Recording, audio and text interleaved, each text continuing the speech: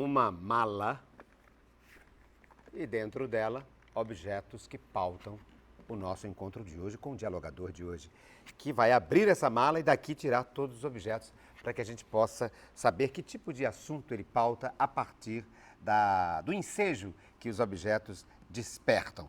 Ele é advogado, ele é formado em Direito pela Universidade de Fortaleza, mas é também jornalista, ele é formado em Comunicação Social pela Universidade Federal do Ceará, inclusive foi meu companheiro de bancos de escola na Universidade Federal do Ceará no curso de jornalismo. Mas agora, pasmem, ele agora está matriculado numa outra graduação, quer fazer uma outra graduação, aliás, está fazendo uma outra graduação, ele será licenciado em teatro, sim senhor. Pensam que terminou aí? Não. Ele também é mágico. Mas que loucura. Advogado, jornalista, radialista, ator e mágico. Eu me refiro ao apresentador de televisão também, Fernando José Dantas. Meu aluno. Aluno? Hein? Com muito prazer, né? Fernando José Dantas, presente? Presente. Presente, vou colocar a presença. Não faltei hoje. Não faltou. A última aula eu faltei. Fernando, você se sente bem assim? São vários personagens no Fernando só, é isso? Eu acho que acabam sendo vários personagens, né? Várias facetas. É? Né? Várias facetas de um mesmo Fernando. De um mesmo Fernando. Então, aqui tem alguma coisa de advogado? Eu creio que Aqui a coisa dentro? que mais simbólica de advogado não está na mala, está na vestimenta, né? Ah, então vamos transformar a vestimenta... Está no figurino, né? Podemos falar no figurino, Vamos transformar, então, a vestimenta ou o figurino em objeto. O paletó e a gravata. Até porque a gente fica... Os dois ficam aqui de esportes, né? Mais à vontade. Porque você veio vestido de advogado. Vim vestido de advogado, Por né? quê? Porque Fale então do que é advocacia para você, por que você fez direito, qual é o sentido disso, de usar esse paletó com esse símbolo aqui da OAB. da Ordem dos Advogados do Brasil, Ordem dos Advogados do Brasil. da qual eu tenho uma entidade da qual eu tenho muita honra de fazer parte, né? Que é uma entidade muito séria nesse país, com muita credibilidade, bem gerida aqui no estado do Ceará, né? Porque nós temos um trabalho na OAB grande, inclusive eu tive a oportunidade de trabalhar na OAB Ceará, né? Tive a oportunidade de estar ao lado do presidente Valdetário Andrade Monteiro, que é o nosso atual presidente, e foi uma experiência maravilhosa, porque lá na OAB a gente pôde conciliar duas coisas, que foi o direito e o jornalismo no mesmo momento. Inclusive, nós tivemos a oportunidade de criar e participar do primeiro programa, implantar o programa OAB na TV, né, que é um programa voltado para a advocacia, que é um programa que versa sobre a questão jurídica, sobre os informes voltados para a advocacia. E como foi um programa inicial, começou conosco, né, hoje prossegue, já não estou mais, e me orgulho muito de ter feito parte dessa história da OAB nesse momento. Uma das questões graves da nossa cultura brasileira contemporânea é que nós não temos, o brasileiro comum, digamos, não sabe dos seus direitos, nem dos seus deveres, não tem conhecimento, o acesso à informação sobre a jurisprudência, sobre as leis, enfim. As leis, sim. As decisões dos tribunais. As decisões dos tribunais. Nós somos um pouco ignorantes em relação a isso, né? E acho que esse trabalho da televisão ajuda porque ao você levar... Da consciência dos nossos direitos e deveres de cidadão. Ao levar informação jurídica de uma forma mais acessível com a linguagem jornalística, o que vem a acontecer? Você gera uma acessibilidade à informação. E como já falava o grande Paulo Freire, né, mestre educador, né, educação liberta. E educação é, antes de tudo, informação. Então, as pessoas acabam tendo consciência do seu direito, do que podem fazer, do que não devem fazer, porque o direito ele tem duas facetas, né? O direito e o dever. Né? Não temos só direitos, temos deveres a cumprir também. E muitas vezes as pessoas não sabem nem só o seu direito, nem só o seu dever. E isso gera um problema que é muito grande no Brasil hoje, Ricardo, que é a falta de uma cidadania plena, que nós não temos uma cidadania plena. Isso passa pelo acesso à informação e pela educação. Eu sou um amante da educação. Você hoje advoga? Advogo ainda um pouco. Porque a imagem que eu tenho de você é como se fosse assim uma espécie de educador do direito, ou educador do jornalismo, entendeu? Eu sempre ligo a sua figura à vocação e à missão de educar. E aí eu vou mais além, eu te falo isso, porque eu tenho uma formação também, que você acabou não citando, eu fui seminarista religioso. É o missionário. Né? Eu fui seminarista religioso durante 2 anos. Vem sempre. 2 anos e meio, na verdade, né, da minha igreja, que não é a igreja católica. E realmente eu tenho essa veia para a educação, essa veia para o educador. Do pregador. Dessa veia para você compartilhar conhecimento. Porque conhecimento que você guarda só para si é conhecimento morto. Sim, não, sim. não adianta. Você é professor, você sabe isso melhor do que ninguém. Né? Então, o conhecimento ele tem que ser passado para as pessoas. Ele tem que ser... É a coisa da Até linguagem porque ele é oral. reprocessado, né? Processado. Ele é reprocessado. E outra coisa, não existe aquela questão do ensinar. O professor, para mim, na verdade, ele é um facilitador de conhecimento. Quem aprende é o aluno. Se Sim, quiser todo ou não. aprendizado é Se quiser ou autoaprendizado. não. Autoaprendizado. Né? É aprendizagem, né? Autoaprendizado. Porque o que você ensina não é o que o outro aprende, né? Porque o outro filtra, o E outro tem os filtros o outro tem as suas pessoais de cada um, referências, a sua formação cultural, a sua formação as suas educacional, referências, a sua base familiar, a sua base religiosa. Então, se eu der um conceito jurídico para uma determinada pessoa, para outra ela vai interpretar de maneira totalmente diferente. E você é um advogado em que área? Criminalista? A área não. A minha é feita Tributária. muita questão trabalhista Trabalhista. e civil. E civil. Direito civil e trabalhista. Eu não me identifiquei muito com direito criminal, não. Por quê? Porque existe para mim, existe umas nuances no direito criminal que eu jamais me imaginaria, por exemplo, eu defendendo um estuprador. Nunca. Não tem a ver com o meu perfil. Acho que é questão de personalidade, de formação. De brilho, de ética. Um latrocida, eu jamais. Né? Agora, o direito criminal tem a sua grande importância, eu acho que as pessoas têm direito à defesa, como é previsto constitucionalmente. Por exemplo, nós, ao pegarmos um carro, por culpa e não por dolo, nós podemos, de repente, matar uma pessoa Atropelar na via alguém, pública. etc. E pode não ter sido nem imprudência, nem negligência, nem imperícia, pode ter sido uma fatalidade. E essa pessoa ela tem que ter o direito à defesa. Qualquer um de nós tem direito à defesa. Olha, eu estou aqui como advogado. Por enquanto, como advogado, Fernando Informal, José né? Dantas, daqui da OAB, está aqui no paletó dele, que agora transformou-se em objeto. Tem aqui um broche da OAB. Mas tem também um outro broche. E pelo que eu conheço, isso aqui é da maçonaria? É, da maçonaria. É da maçonaria. Da maçonaria. E você falou de religião. Podemos ligar esses dois temas? Eu creio que existe uma ligação entre a maçonaria e a religião, mas não no sentido de religião em si, mas sim de religiosidade, que é totalmente distinto de religião. Não é uma religião, Não mas é uma tem um religião. caráter. Tem um caráter De- que até nós conversávamos na nossa aula lá de teatro, eu me lembro quando você falava sobre a questão da ritualística que existe em certos movimentos, no indígena, quando você fala da teatralidade, que existe aquele ritual, na própria Igreja Católica, que tem aquela ritualística toda. Então a maçonaria também tem essa ritualística, tem essa coisa, mas não é religião. E você, então, você pertence também à Academia Cearense de Literatura e Jornalismo. Nós dois pertencemos. Pois é, você é meu colega. Mais um ponto em comum, né? Mais um confrade, né? É confrade. Dessa academia. Cearense Literatura e Jornalismo, que foi Literatura uma e Jornalismo. grata surpresa, né? Fundada pelo colega, amigo Rui Martim, que é advogado, que é historiador, que é dentista, né? Que também tem várias formações, e também pelo Reginaldo Vasconcelos, que é o grande tocador, é o grande timoneiro, na verdade, que vai da tocando a academia, que já Vai tem... viabilizando a academia. Vai viabilizando, nós já vamos aí já há alguns anos e com bastante atividade, com bastante reconhecimento. A nossa sede, vamos dizer assim, carinhosamente, é a nossa querida ACI, Associação ACI. Cearense de Imprensa, né, Pois que é. nos acolhe, com a professora Dizia Sá, que é uma pessoa tão querida, que nos acolhe nas solenidades, nos debates que nós realizamos lá, discutindo literatura e jornalismo. E eu estava me lembrando o quanto a maçonaria tem de ligação com a advocacia.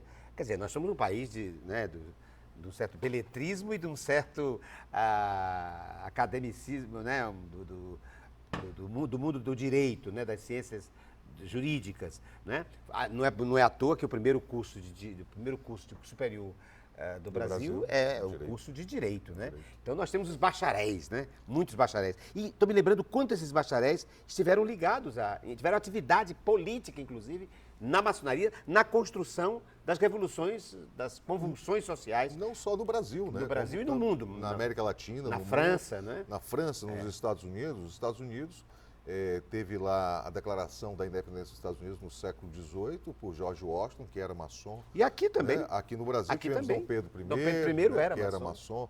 Então a maçonaria ela está realmente nos movimentos, vamos dizer, movimentos que buscam realmente a liberdade do homem, né? Essa liberdade de consciência, sem estar preso a dogma. Eu sei que a maçonaria faz parte dela, né? A própria palavra maçonaria hoje já tem uma conotação de segredo, de algumas coisas que são Eu diria colocadas que nós em não segredo. somos mais uma entidade secreta. Secreta. Nós somos uma entidade discreta. Discreta. Discreta. Eu estou fazendo esse preâmbulo para perguntar a você, eu queria que você conceituasse mais a maçonaria. Eu sei, preservando a descrição. Lógico. Né? Não, Preservando a a descrição maçonaria, que é própria da Para instituição. mim, ela é uma instituição filosófica, porque a gente estuda muita filosofia na maçonaria. É uma instituição moral, os valores morais são pregados.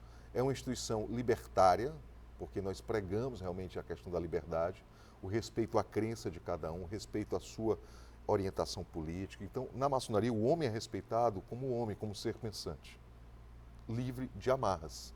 Né? E a maçonaria também tem outros lados, o lado da fraternidade, o lado da solidariedade. E por que discreta? Eu creio que discreta para, de repente, as pessoas criam mitos em relação à maçonaria. E esses mitos realmente não existem, as pessoas criam lendas em relação à maçonaria. Sim, no passado, então, nem se fala, né? Que eram bruxos ligados ao demônio. Que eram Os, ligados... como é que chama? Os pedreiros livres, né? Que, Os na verdade, eram os livres. pedreiros livres, né? Porque você tinha uma maçonaria operativa, que era a maçonaria que construíam as grandes catedrais, mas não construíam as grandes catedrais, como Notre Dame em Paris, como outras que você tem, mas construía também o homem. O homem no sentido é exatamente o moral. operário, né? Então, o maçom nesse sentido de operário. Aí surgiu, né, a nossa nova maçonaria, né, que não é mais uma maçonaria operativa, é uma maçonaria simbólica, que procura construir o homem no partir seu das dia, ideias, das né? ideias, do dia a dia. E você tem grandes pensadores que são maçons, né? E são pessoas que pensam, que buscam o melhor para que nós possamos também evoluir como sociedade, evoluirmos como ser humano. Eu falei até que nós somos discretos porque, por exemplo, nós estamos no mês de setembro, que é o mês da independência, né? No mês da independência, todo ano a maçonaria desfila, participa do desfile cívico lá na Avenida Beira-Mar, juntamente com Marinha, Exército, Aeronáutica, e todo ano eu estou E acho presente. que o artífice da independência do Brasil era maçom, o nosso Andrada, né? O nosso Andrada. Zé Bonifácio, né? Zé Bonifácio. O Zé Bonifácio. Nosso Andrada. Né? E o próprio Dom Pedro. O próprio Dom Pedro. O Dom Pedro I, que foi tutelado, né? Foi durante muito tempo tutelado pelo Zé Bonifácio e depois rompeu, enfim. Já estamos aí na história, já voltamos aqui a 1822. Mas olha, o advogado que está aqui também tem outras facetas. Ele é jornalista, formado pela Universidade Federal do Ceará e é mágico. Então eu vou fazer o que ele fez, o que ele queria que eu fizesse desde o começo. Eu vou abrir a malinha de mágico que ele me trouxe. Se é que eu sei abrir ou precisa de mágica para abrir? Não. Não. Não. Conseguiu? Não consegui. Abra-se. Abracadabra! Abracadabra! Ou então abra de sésamo, né? Abra-te sésamo e abracadabra. E o que tem aqui dentro? Primeiro, um livro. Um livro. Coaching, é isso? É coaching. Coaching, que é aquele trabalho de formação. De formação, de você de ajudar as lideranças, pessoas, de liderança. Então, Coaching. o livro ele está aí numa simbologia porque eu gosto muito da questão da literatura, da leitura, né? Um guia prático para alcançar o melhor em você e em outros. É o coaching. E o coaching é uma ciência, na verdade, juntamente com a PNL, com a programação neurolinguística, né? Então nós temos um livro aí do O'Connell, que é um papa da PNL, é um papa da programação neurolinguística, voltado com o coaching. É uma área que nós já estamos estudando já há cerca de 4 anos, né? Fazendo estudo nessa área. E conseguimos ministrar palestra utilizando a questão da PNL, do coaching, para poder formação de equipes, liderança. Em português seria, o correspondente seria... O coach seria um treinador, na verdade. Um treinador, né? A origem da palavra vem no sentido de treinador, né? De você poder... Coaching. É um treinador... Seria um treinador para poder preparar as pessoas para desafios. Vou te falar uma coisa. Nós, desde pequenos, nós somos educados. Qual é a primeira educação que nós temos na vida? É a educação doméstica. Pai e mãe, né? A bênção, meu pai, a bênção, minha mãe, a bênção, vovô, a bênção, vovó, com licença, boa tarde, obrigado. Essa é a educação básica que muitas famílias ainda preservam. Depois nós temos outro nível de educação. Qual é o outro nível de educação? é a educação religiosa, que a maioria das famílias praticam, independente de credo, né? As pessoas fazerem a sua oração antes de dormir, rezar um Pai Nosso, pedir proteção antes de sair de casa, agradecer quando volta. É a educação religiosa que vem logo em casa. Depois nós temos outro tipo de educação, que é a educação formal, né? Sim, instrução mesmo. Instrução mesmo, para você pensar na profissão, o que eu vou ser na vida, com o que eu vou ganhar dinheiro, com o que eu vou poder me sustentar, com o que eu vou poder manter a minha família, manter o meu lar. Essa é outra educação. Mas, normalmente, as pessoas não são educadas a se conhecer como seres humanos. E aí a programação neurolinguística e o coaching em si, eles entram com essa perspectiva de formar o ser humano para que ele se autoconheça e saiba de todas as suas capacidades, potencialidades do que ele pode conseguir. Empreender. Então, você acaba, com essas ferramentas, você acaba tirando as crenças limitantes, que são crenças que levam você a, de repente, a pensar, eu não consigo isso, eu quero ser astronauta. Eu não consigo isso. Às vezes algumas pessoas chegam para mim e falam, poxa, você tem uma formação tão boa, você nunca quis fazer um concurso para juiz, para delegado, para promotor. Eu não quis fazer. Até hoje eu não quis fazer. Eu estou feliz. Então, existem pessoas que acham que não podem chegar lá. Como também existem aqueles que falam, não, eu vim do interior, eu vou estudar, eu vou chegar. E nós temos aí grandes juízes, passaram pela escola pública. Eu tenho um caso na minha própria família, de um primo, o Paulo, que foi repórter muito tempo, é jornalista, foi repórter muito tempo do Jornal Diário do Nordeste. E o Paulo veio do interior, estudou em escola pública, fez vestibular para a Federal, passou para jornalismo na Federal. Da Federal foi para o Rio de Janeiro, fez mestrado, depois fez doutorado e é professor da UFRJ no Rio de Janeiro. Então, as coisas são possíveis. Agora, as pessoas têm que sonhar, têm que ter meta, têm que ter objetivo. Né? Programação neurolinguística, o PNL. E tem muito a ver com teatro também. Tem algumas práticas relacionadas ao teatro. É o que os comandos que você dá para o seu cérebro, exatamente. Né? Tem algumas dinâmicas voltadas, que são dinâmicas e que aí de grupo, usa-se um pouco da do teatralidade. teatro, da teatralidade. Então, as pessoas falam, mas por que você está fazendo teatro agora? Não, tem as suas razões, não é tem à toa. Tem as suas razões. Não é à toa. Nunca é à toa. Mas, enfim, vamos abrir mais. O que tem aqui de dentro? Tem mágica? Tem mágica? Tem mágica, nós temos mágica você aqui, é né? mágico mesmo? Como é que você dá a formação de um mágico? Ricardo, você é mágico? A formação de um mágico... Você estuda mágica? Eu vou te contar a história da mágica na minha vida para que você possa entender. Vamos fazer mágica, melhor. Vambora. A mágica é muito simples, né? A mágica, de repente, você tem um objeto como esse, que você pode observar, e um objeto tradicional da arte mágica, que é uma varinha mágica. Varinha mágica. E você, de repente, faz uma transformação. Então, a mágica é isso. E como é que a mágica surgiu na minha vida, né? A mágica surgiu na minha vida na infância, né? Na verdade, eu não nasci no Ceará, sou filho de cearense, mas eu nasci no Rio de Janeiro. E quando eu vinha para o Ceará, pequeno, eu tinha um primo meu, o José Nilton, que ele fazia mágica.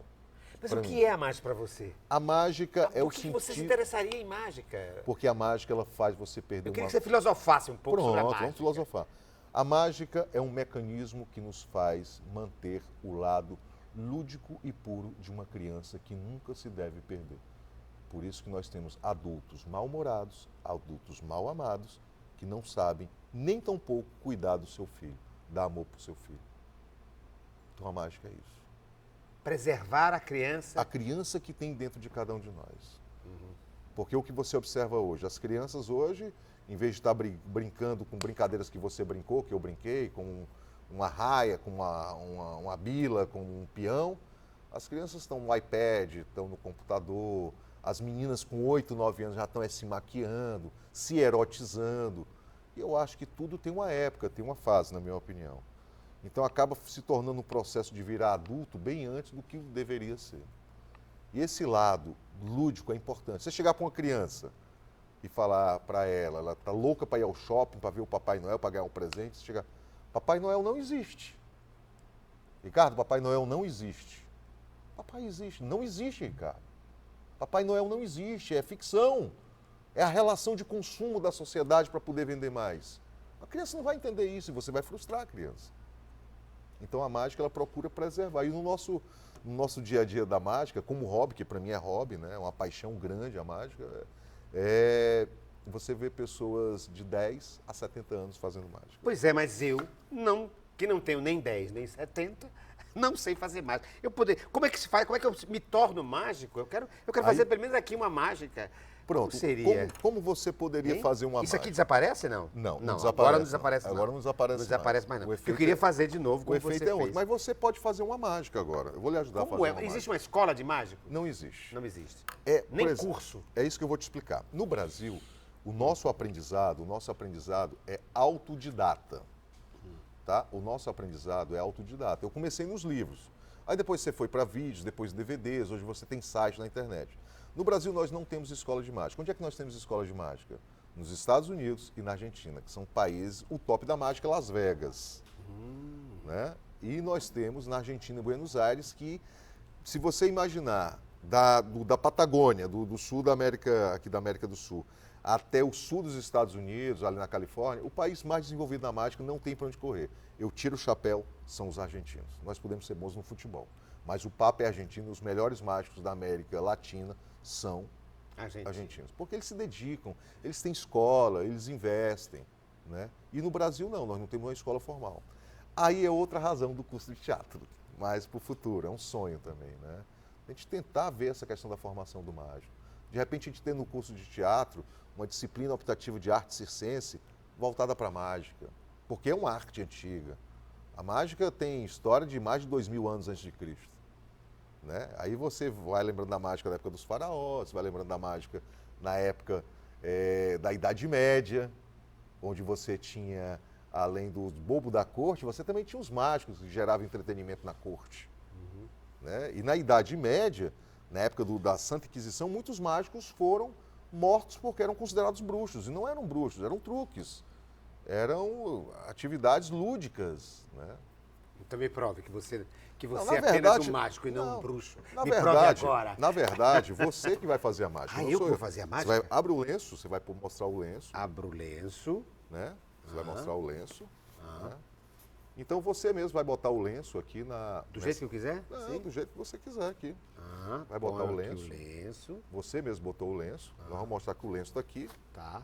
Tá? Você vai botar o lenço. Outra vez. Vai botar o lenço agora. Outra vez. Põe Botou. o lenço. E aí você vai dar o passe mágico. Você vai dar o passe mágico. Dê o passe mágico em cima.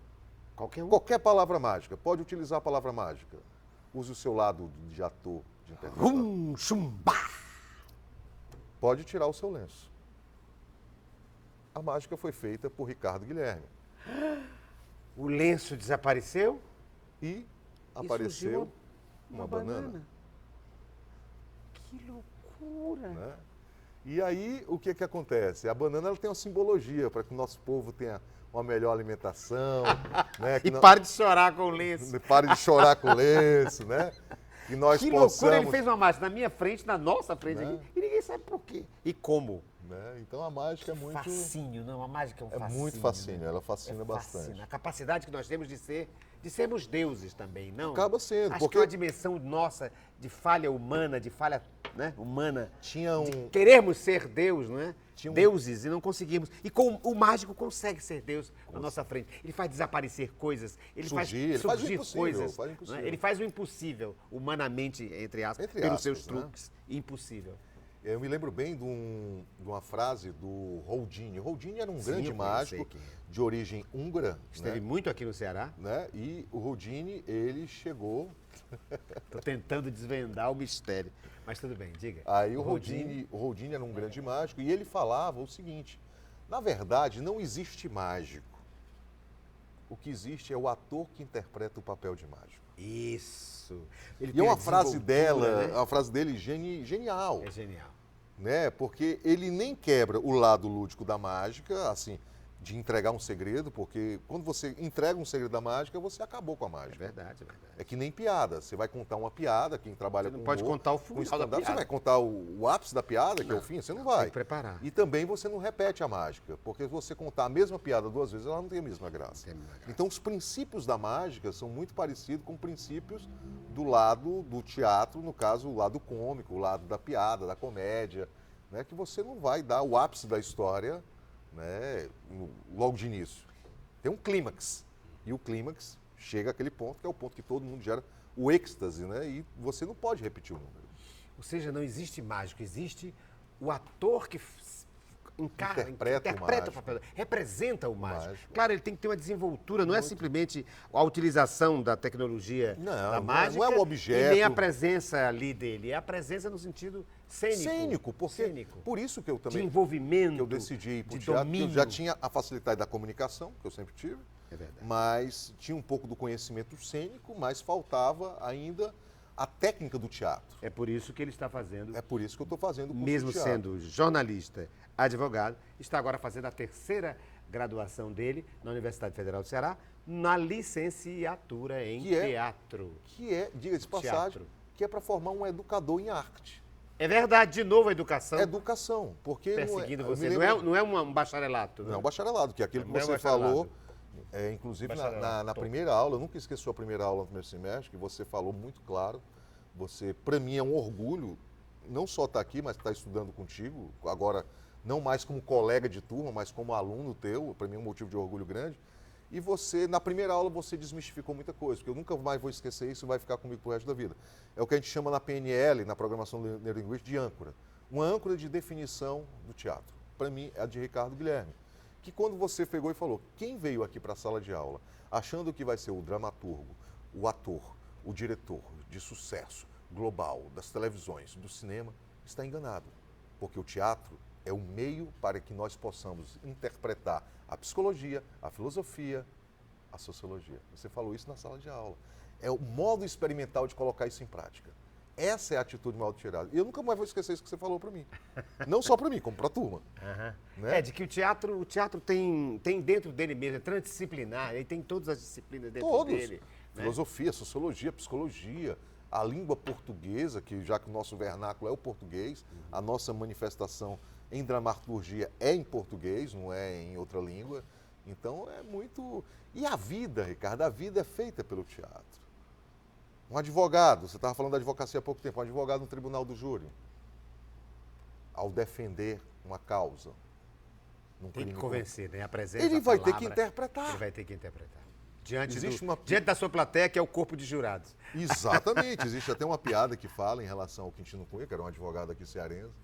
Contam-se essa piada que ele foi defender um rapaz que havia assassinado outra pessoa. E ao chegar lá na audiência, né, ele começou a fazer a defesa, aí chegou, Excelência, meritíssimo juiz, caríssimos jurados, nobre membro do Ministério Público. E falou isso umas 10 vezes. De repente o juiz bateu o martelo. Doutor, o senhor não vai começar a fazer a defesa do seu cliente? Meus senhoras e meus senhores, eu passei apenas algum tempo aqui saudando a todos de forma educada. Imagine esse pobre homem que foi chamado de corno a vida toda. Ele tinha que se vingar. E absolveu. O dialogador de hoje é advogado, é estudante de teatro e jornalista, mas, na verdade, a paixão dele é pela mágica. E vou dar um pequeno intervalo, porque a gente vai fazer uma mágica agora. O programa vai se interromper, eu vou desaparecer como num passe de mágica. Daqui a pouco a gente volta.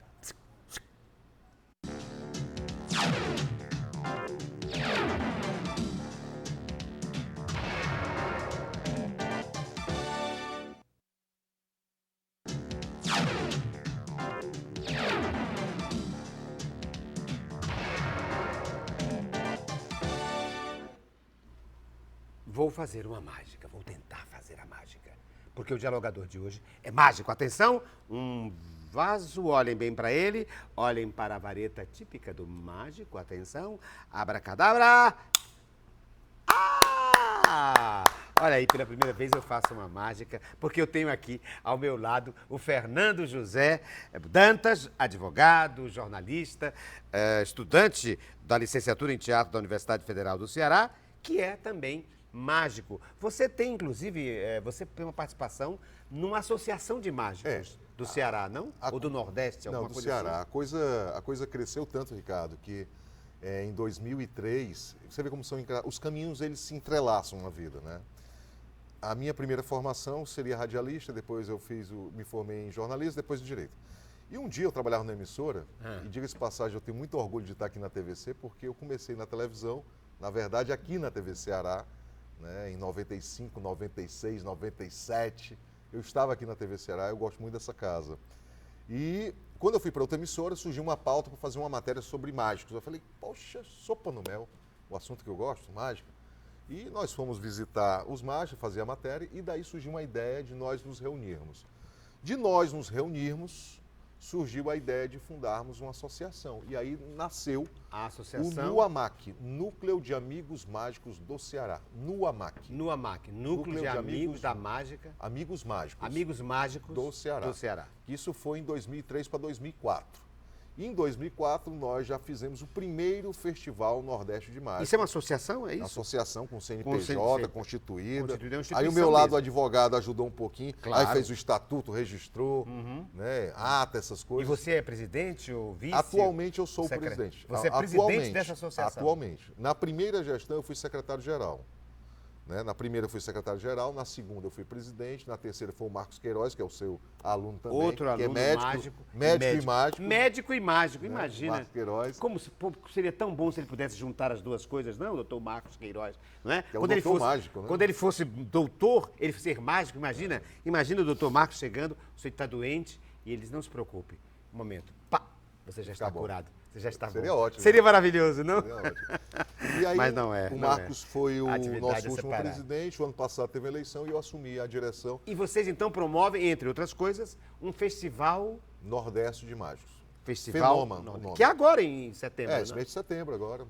13, E o que é o 12, festival? 13, 14 de setembro. O festival é um festival que nós realizamos desde 2004, né? Que reúne mágicos. A princípio foi muito engraçado. Tudo a questão das matérias. Eu fui fazer outra matéria e conheci a direção do Teatro Emiliano de Queiroz, do Sesc. Aí eu falei, além desse trabalho de jornalista, a gente tem um grupo de mágico, amador, vocês poderiam ceder o teatro para fazer um festival? E cederam para nós fazermos o primeiro Fenômeno, foi no Emiliano de Queiroz. Os nossos agradecimentos ao Sesc, que ajudou. Fenoma é Festival Nordeste de Mágicos. Festival Nordeste de Mágica. Fenoma. E aí nós fizemos o primeiro Fenômeno. E o primeiro Fenômeno no Sesc foi muito engraçado, porque só deu cadeira vazia e os parentes da gente e a família dos mágicos. Não deu ninguém. Aí, vamos desistir? Não, vamos para o segundo. Aí fomos para o segundo em 2005. Aí nós já tivemos um públicozinho lá no Emiliano de Queiroz. Aí fomos para o terceiro em 2006. Aí em 2006 nós conseguimos um apoio de uma pessoa da sociedade, né, o doutor Chico Barreto, que ajudou a gente bastante, que ele nos deu a passagem para trazer o primeiro mágico internacional a se apresentar no Fenômeno, que foi o mágico Roberto Luas, que veio da Argentina para cá. Aí fomos para 2007. Aí em 2007 nós conseguimos o apoio de mais outras pessoas, inclusive o Chico de novo. Aí conseguimos trazer um mágico do Uruguai e um mágico da Argentina. E a coisa foi crescendo, foi crescendo, foi crescendo. E hoje a gente virou um festival internacional. Em 2010 nós conseguimos o reconhecimento da Federação Latino-Americana de Sociedades Mágicas, que é a FLASOMA, que é a Federação Latino-Americana de Sociedades Mágicas. E hoje nós somos reconhecidos pela FLASOMA e também pela FISM, que é a Federação Internacional de Sociedades Mágicas. E o festival virou internacional. E esse ano agora, né, nesse mês de setembro, nós estamos trazendo aí uma grande atração, que é o Jeff McBride, que é um grande mágico internacional, que está vindo pela primeira vez ao Brasil, diretamente de Las Vegas, nos Estados Unidos. Para se apresentar no Teatro? Dragão do Mar. No Teatro Dragão do Mar, agora em setembro. Fiquem atentos ao Festival Nordeste de Mágicos. Fenoma. E agora, eu quero mais objetos. Quer Tem mais? de mágica ainda? Ainda De tem mágica, mais vamos- mágica? Vamos Tá deixar aqui. mais uma mágica para o final. Vamos falar de outros objetos? Vamos, então. Isso aqui é um objeto interessante. Ah, pena que não tem o cordão, hein? tem o cordão. É um peão, minha peão. gente. Ah, eu não sei fazer, não. Chega Isso aqui é um objeto que é Você da... sabe fazer assim? Assim ele não vai rodar. Ele não vai rodar, não. Teria que ter a enfieira. Tem assim, que ter a... a enfieira para poder jogar. É um peão. Por que você me trouxe um peão? Porque o peão ele tem esse lado da infância, né? O lado da minha infância, que foi uma infância muito boa, né?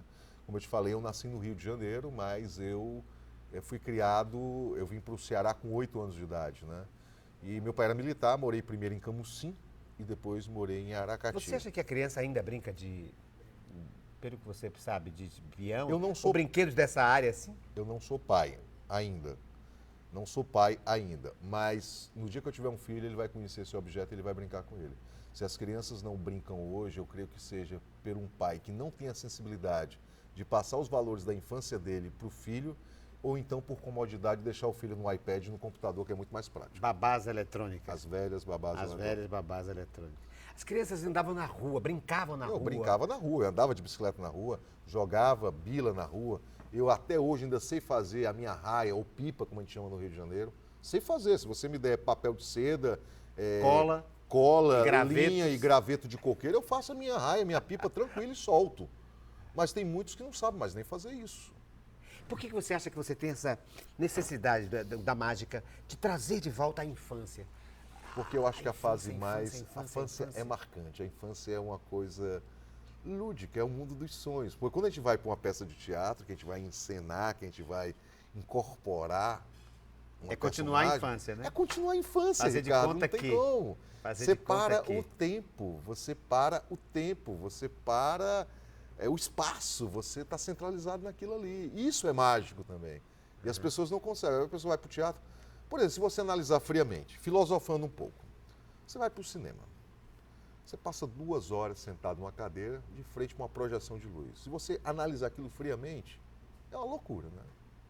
É louco, mas é arte. É arte. E é mágico, porque você para o teu tempo ali. Tirando os mal educados que vão para o cinema com o celular ligado e fica no WhatsApp, fica recebendo ligação. No teatro também, que é uma coisa muito chata, né? Tirando foto, filmando. Mas é uma suspensão do real, né? É uma suspensão É do uma real, suspensão do você real. sai da realidade. né? Aqui você tem também, eu estou vendo aqui na maleta que ele me trouxe, eu estou vendo aqui algo que eu tenho que usar. Opa, são 2 dados. Dados. Dados, são 2. Ah, quero saber por que ele me trouxe dados. Fernando José, por que você me trouxe dados? Vou colocar aqui. Quanto? 6 e 3, 9. 6 e 3, 9. Dos dados 6 e 3, 9, eu posso falar aqui embaixo aqui para você, deu 6 e 3, 9, não foi? Sim. Eu posso falar para você que embaixo eu tenho aqui 1 e 4. 1 e 4. Seria Tá. uma mágica. Mas não é mágica, isso aqui é lógica. Porque a mágica é a interpretação. Porque embaixo de todo dado, a soma sempre vai dar 7. 5 com 2, 7, 6 com 7, 4 com 3, 7, 5 com 2, 7. Sempre a soma dos lados opostos dá 7. Isso quem joga dado, quem joga jogos que utilizam dados sabe disso. Mas você pode utilizar isso aqui para um momento mágico. Como? Usando interpretação. Eu tenho dados mágicos na minha mão. E olhando os dados, eu posso dizer que em cima aqui, porque deu número igual, fica melhor com números diferentes, eu tenho aqui um 5 e um 6, mas embaixo eu tenho um 2 e um 1.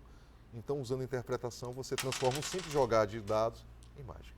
Em mágica. Em mágica. Quando na verdade não é mágica. Não é mágica, É só é. fala, é só lábia.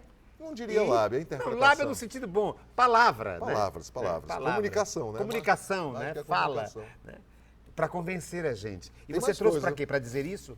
Para Pra dizer que nem dizer- sempre a mágica é algo. É um truque. Transcendental, é aquela coisa Transcendental. que você vê. Nem sempre é um truque.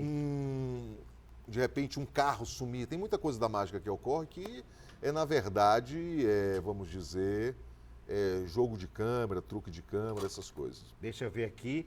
Ah, ele não quer falar de mágica agora. Quer deixar a mágica para o final, é isso? Não, pode falar. A mágica do Mas final. aqui não é final, aqui não é mágica. Não, aí não é mágica. Aqui é concreto. Aí é concreto. CMF, Colégio Militar de Fortaleza. Outro aspecto desse homem da comunicação, mágico, da infância, da criança, e, no entanto, a infância dele, uma boa parte da infância dele e da adolescência, foi passada num regime de disciplina, de rigor, de cumprimento de horários, etc, etc. Porque você foi aluno do Colégio Militar de Fortaleza. Do velho Colégio Militar de Fortaleza, casa de Eudório Corrêa, que eu me orgulho muito ter estudado, porque era um sonho antigo da minha mãe, né? Minha mãe, moça, jovem aqui em Fortaleza, via os cadetes da escola preparatória, que você lembra, né, da escola preparatória. Põe no peito. Você lembra, e boto com muito orgulho isso aqui. Então você lembra da escola preparatória, Sim, né? sim, E a minha sim. mãe tinha um sonho hoje de namorar um rapaz que estudasse na escola preparatória. Os cadetes da Os escola. cadetes da Escola Preparatória de Fortaleza, da SPEF, que É. encerrou as atividades em 62, salvo me engano. E depois ela falou assim, se eu tivesse um filho que estudasse aí também, seria de bom grado. E Deus abençoou de eu ter essa oportunidade de passar 7 anos da minha vida nessa formação do Colégio Militar. E o que o Colégio Militar ensina ao mágico, ao homem que quer ser ator de teatro, enfim, ao comunicador? Para mim, a lição maior que ficou do Colégio Militar foi respeito às instituições, camaradagem, que é algo que você não vê muito na sociedade hoje em dia, de pessoas camaradas, de pessoas leais, de lealdade. São valores que eu aprendi lá no colégio, de ordem, disciplina, não aquela coisa que as pessoas têm uma visão errônea de ser carrasco, de ser duro, da disciplina militar ser... Não, mas na disciplina militar você tem ordem, você tem hierarquia, e às vezes você sente falta disso na sociedade aqui fora. Ou seja, você não tem a quem se reportar aqui fora, às vezes. Acontece uma coisa, você fica um pouco perdido no espaço.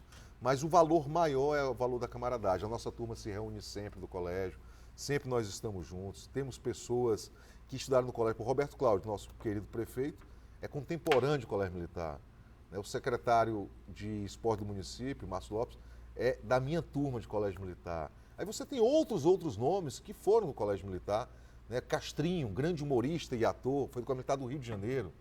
Eu me lembro até uma vez que eu fui entrevistar o Castrinho, foi uma cena muito engraçada, eu trabalhando na televisão, e fui entrevistá-lo e eu fumando, com um péssimo hábito de fumar, que eu não aconselho a ninguém a fumar, fui bater um cigarro e caiu a labareda em cima do sapato do Castrinho.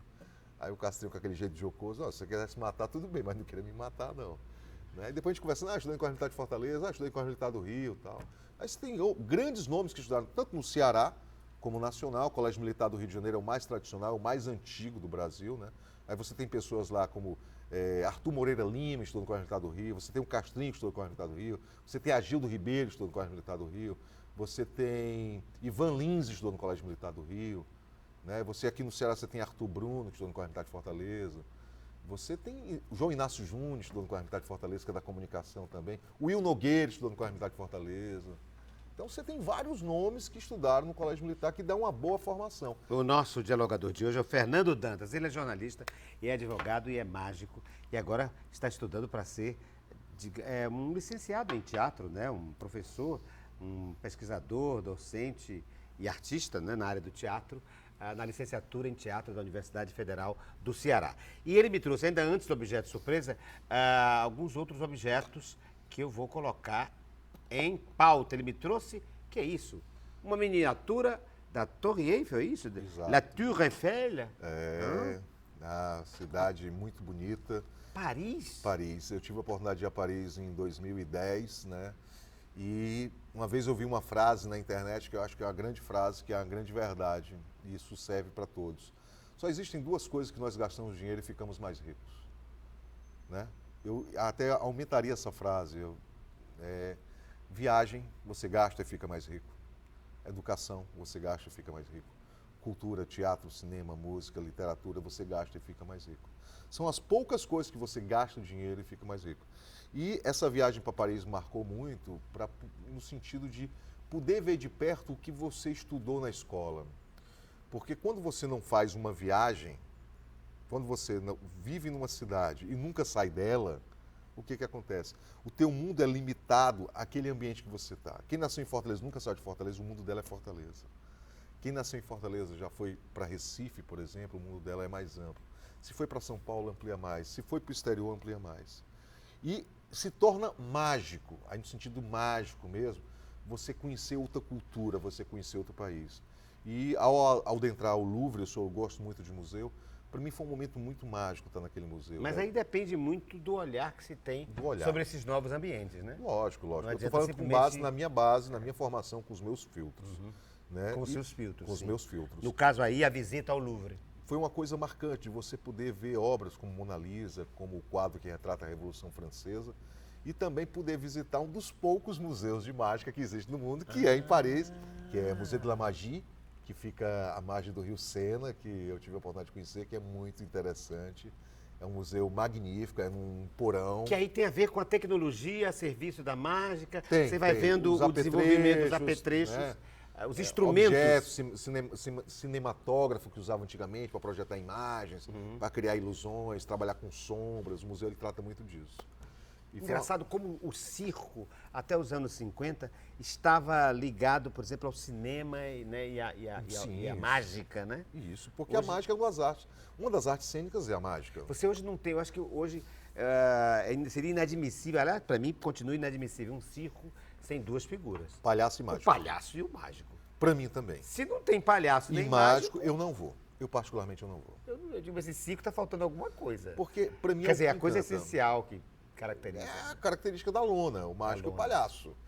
Né? E às vezes Claro que o trabalho dos Não, acrobatas... não é demérito, mas não é para demérito mim, nenhum.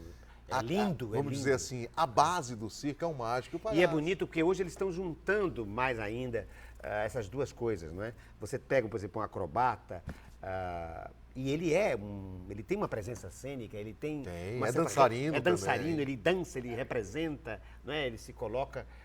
às vezes até tem dramaturgia na mágica. Hã? Tem, mas Na tem que mágica ter. e no circo. Na atividade circense, há uma dramaturgia, É um que começo, um meio e um fim. Uma historinha, Que nem digamos nós assim, falamos, né? que é o enredo que nós na mágica, na linguagem técnica da mágica, nós chamamos de rotina. Eu posso te ensinar um número de mágica, bem simples. Você já me ensinou um aqui que eu abri. Que já foi- fez, que já não vai fiz. repetir mais. Não que vou já tá repetir nunca feito. mais, já está feito, claro.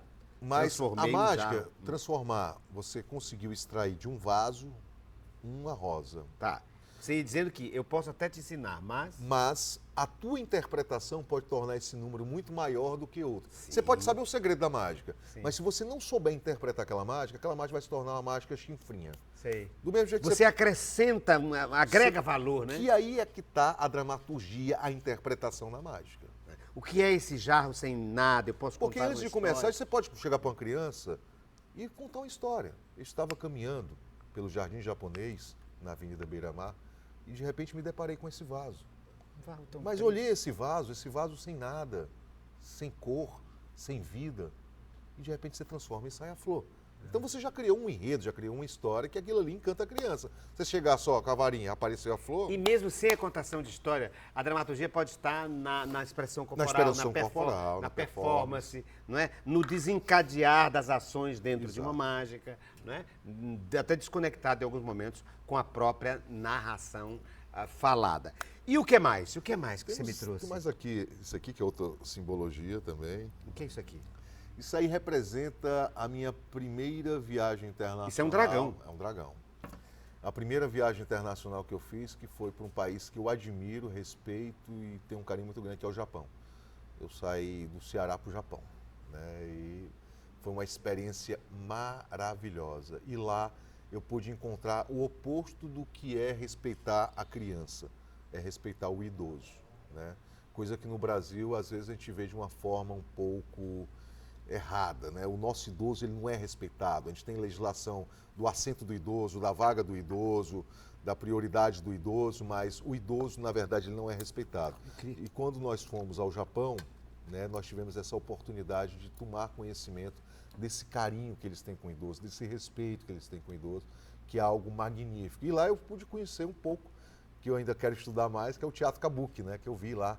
Eu visitei o teatro Kabuki, que é o teatro tradicional japonês, que é totalmente diferente do nosso, né?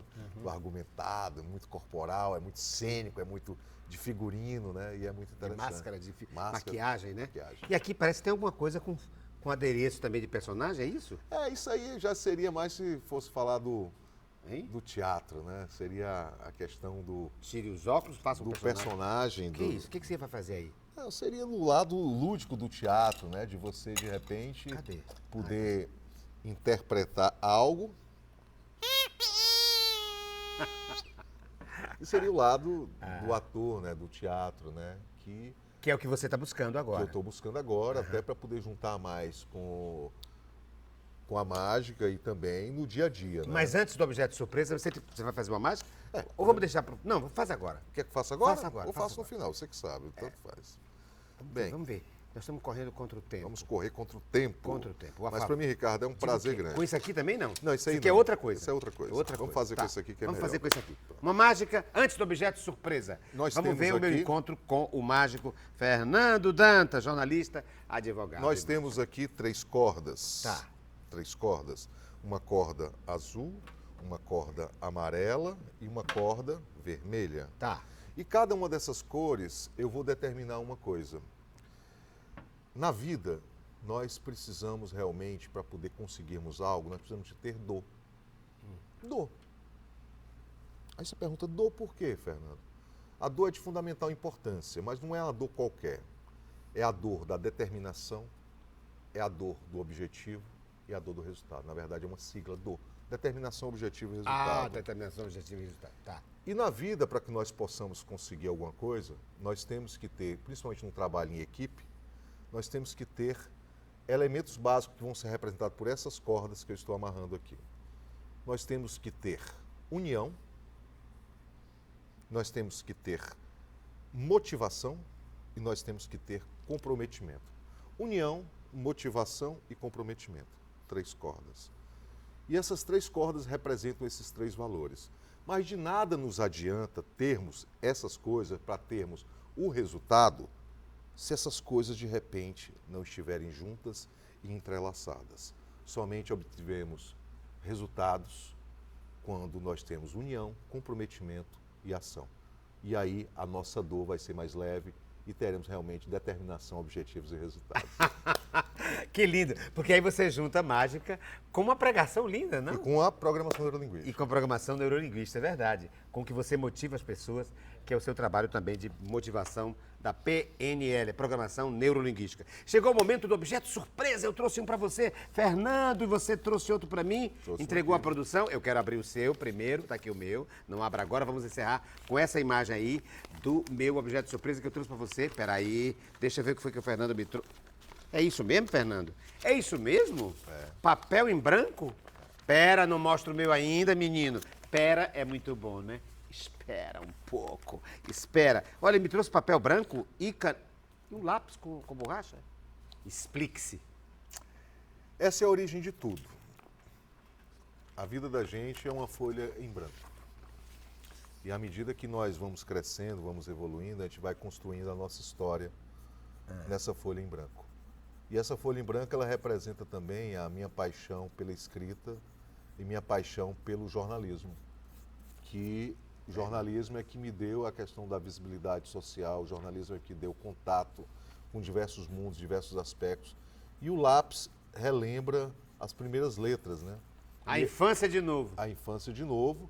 E aí eu me recordo bem, na alfabetização eu cheguei a ser o orador da minha turma. E a cena se repetiu quando eu terminei o direito, eu fui eleito, teve um concurso, e eu fui eleito como orador da minha turma do direito. Então, a coisa que vem sempre a questão da escrita, das histórias. A vida é uma folha em branco? Você disse isso? A vida é uma folha em branco e cabe a nós escrever essa história bonita. Pois é, mas tem borracha? Tem. Podemos apagar algumas coisas erradas e apagar? equivocadas. Hein? Podemos apagar, com certeza. Apagar, né? E reconstruir, porque nunca é tarde para reconstruir. Mas tem a finitude também, não? Também tem. Chega uma hora que se apaga, De sai, vez. chega a hora e faz assim, pá, desaparece e você desaparece do nosso convívio. Todos certeza. nós vamos desaparecer. Todos Hein? nós. E isso é que é o lado legal da vida, porque a única certeza da vida é a morte, é aquilo que nos iguala. E muitos se esquecem disso. Né? No direito, até às vezes eu brinco que as pessoas, alguns profissionais se esquecem da lei, e essa lei vale tanto para o advogado quanto para o jornalista, que é uma lei a que todos nós estamos sujeitos, que é a lei da renovação da vida com a morte e a lei da gravidade, onde todo mundo tem que estar com o pé no chão, né? Tem muita gente que não consegue estar com o pé no chão. Fernando José, olha o que é que eu trouxe para você, Fernando José aqui, Dantas. vamos ver Eu aqui. associei você ao jornalismo. Ao jornalismo. Só que o jornalismo faltando um pedaço, faltando uma notícia. Tá vendo? Tá faltando uma coisa aqui. Ele tá, como é que chama? Tem um Incompleto. espaço, tem um Ele tem um espaço. espaço a ser preenchido. espaço. Né? Pode ser com você, pode ser comigo, assim. Mas eu queria que você preenchesse com o que você acha que falta ao jornalismo. Qual era a notícia que precisava estar aqui? Ou qual era o assunto que você pautaria para estar aqui? Enfim, o que você colocaria aí nesse jornal incompleto? Se eu fosse colocar nesse jornal incompleto, que aqui é uma simbologia, Claro. nós observamos que hoje a maioria das notícias que nós vinculamos, que saem na grande mídia, são notícias negativas. Se eu fosse editor ou diretor de uma empresa jornalística, qualquer ela que seja, eu reservaria pelo menos um dia na semana Um espaço. um espaço onde a manchete seria uma notícia positiva. De uma ação positiva. De uma ação positiva. Propositiva, etc. Se tivéssemos um segundo clichê, poderia ter, se tivéssemos uma segunda notícia, mas a principal notícia, pelo menos uma vez por semana, seria uma notícia positiva. Tirar o jornalismo desse gravitar na do notícia negativo. negativa, Do a negativo, tragédia. da tragédia. Eu acho que isso é importante, porque você cria a cultura de paz. Você cria uma cultura do bem. Isso Noticiar falta. o bem, noticiar Noticiar a o paz. bem. Noticiar a paz. Não sei se você consegue captar esse meu sentimento. Perfeitamente. Né? Isso seria muito Que é lindo importante. isso. É lindo.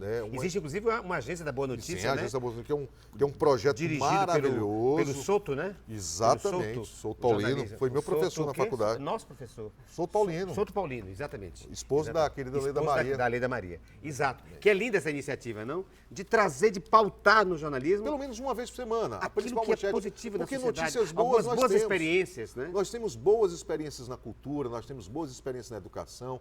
Por incrível que pareça, nós temos boas experiências na saúde, né? Mas às vezes as boas experiências não são noticiadas. Então, pelo menos se eu fosse diretor ou editor de um órgão de imprensa, eu reservaria o espaço pelo menos uma vez por semana, né? Um espaço editorial de capa falando de uma notícia boa. Fernando, obrigado, querido, pela sua presença. Obrigado a você, Ricardo. Viu? Obrigado pela mesmo. sua presença. O nosso Obrigado dialogador mesmo. de hoje foi o Fernando Dantas, jornalista, advogado, mágico. E eu vou terminar o programa fazendo o que ele propôs, uma notícia boa. Olha, aqui, vem cá, o diálogo vai voltar. É assim? É, o diálogo vai voltar na próxima semana com mais alguém para pensar a vida, pensar as coisas, pensar a cultura. Porque é esse o sentido do programa Diálogo.